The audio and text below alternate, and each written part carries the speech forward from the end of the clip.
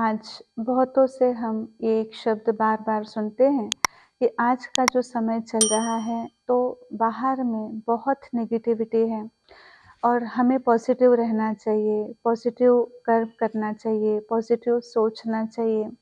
तो ये नेगेटिव और पॉज़िटिव शब्द आज हम बार-बार सुनते आ रहे हैं, वर्णन करते आ रहे हैं।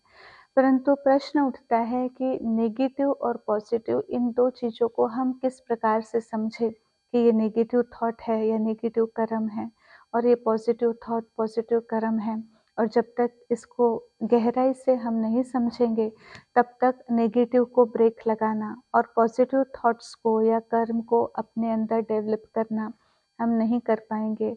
एक छोटा-सा सिंपल सा एग्ज़ाम्पल अगर हम देखें, मानो एक पानी का ग्लास यहाँ पर रखा हुआ है, जो कि आधा है और यहाँ बैठे अगर 10 लोगों को हम प्रश्न पूछें कि आपको यहाँ पर क्या दिखाई पड़ रहा है?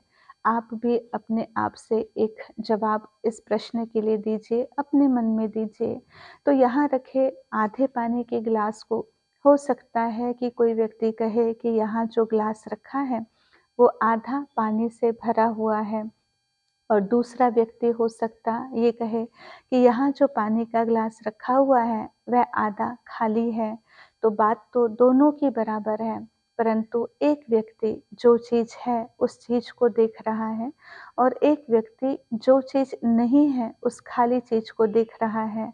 तो कहने का भाव, जो भरी हुई चीज़ को देख रहे हैं, अर्थात इसको कहा जाता है पॉजिटिव दृष्टिकोण, पॉजिटिव थॉट।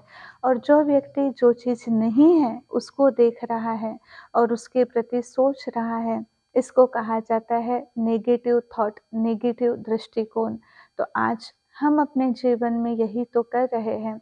जो चीज़ हमारे पास नहीं है, हम औरों के पास उन चीज़ों को जब देखते हैं, तो हमारे मन में केवल वही प्रश्न उत्पन्न होता, वही उत्कंठा रहती कि ये चीज़ हमारे पास कब आएगी?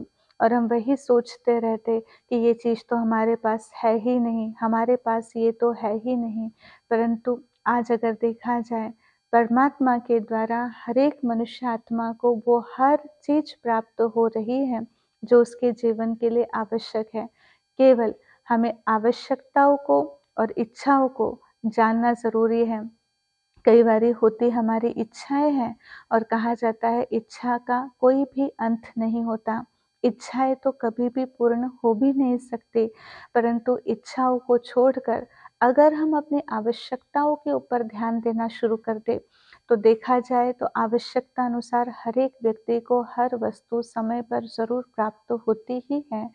केवल उन आवश्यक वस्तुओं की प्राप्ति की खुशी में अगर रहना हम शुरू कर दें, तो जहाँ पर हम दिल से ये धन्यवाद भगवान को दें कि भगवान, जो मेरे जीवन में मुझे आवश्यकता थी, वो आवश्यकता को पूर्ण करने के लिए आपको शुक्रिया है, आपको धन्यवाद है। हम प्रकृति को धन्यवाद दें कि जो कुछ भी हमें प्रकृति दे रही है जीवन जीने के लिए, वो पर्याप्त है। आवश्यकता अनुसार हमें स्वतः सब कुछ प्रकृति के द्वारा मिल रहा है। उसको हम शुक्रिया अदा अदा करें। हम अपने संबंधियों के द्वारा, अपने माता-पिता के द्वारा, अपने दोस्तों के द्वारा, अपने बड़े, अपने छोटों के द्वारा जो भी हमें प्राप्तियाँ हो रही हैं, उन प्राप्तियों को अगर हम ख़्याल में रखें और उनको हम शुक्रिया, धन्यवाद देना शुरू करें दिल से, तो आप देखेंगे कि जितना हम दिल से उस परमात्मा का, प्रकृति का, अपने बड़ों का, अपने संबंधियों का दिल से धन्यवाद करना शुरू करें, तो सर्व प्राप्तियाँ स्वतः हमारे पीछे-पीछे आना शुरू हो जाएगा। यही है सकारात्मक दृष्टिकोण बनाना। और जितना हम अपने अंदर अगर ये भाव रखें, भगवान ने उससे ज़्यादा क्यों दिया? मुझे कम क्यों दिया? मेरे संबंधियों ने मुझे ये प्राप्ति नहीं कराई, इनके द्वारा मुझे ये चाहिए था, इनसे मुझे ये नहीं मिला। या फिर हम कहीं न कहीं कमियों को ही देखते रहेंगे, जो नहीं है उस खालीपन का ही चिंतन करेंगे, उसी का वर्णन करेंगे, तो जो है उसका सुख भी हम नहीं ले पाएँगे और कमी का वर्णन करने के कारण, जो नहीं है उस खालीपन का वर्णन करने के कारण, उसी के बारे में सोचने के कारण हम जो है जैसे कि उसको भी अपने भाग्य को हम लकीर लगाते जाते हैं।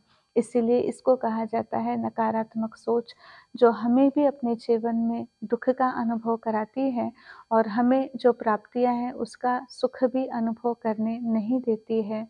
और यही चीज़ जहाँ हमारे भाव में, विचारों में, बोल में, दृष्टि में आ जाती है, तो संबंध भी बिगड़ना शुरू होते हैं और साथ-साथ मानसिक रोग के साथ शारीरिक बीमारियाँ भी हमारे जीवन में आना शुरू हो जाता है।